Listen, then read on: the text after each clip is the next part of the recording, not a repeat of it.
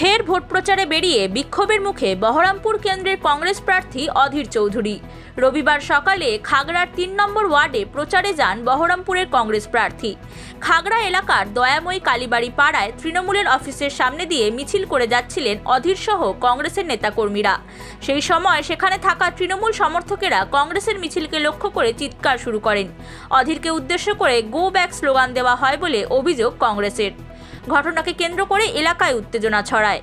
উল্লেখ্য, শুক্রবারও প্রচার চলাকালীন বিভিন্ন অপ্রীতিকর ঘটনার সাক্ষী হতে হয়েছে অধীরকে।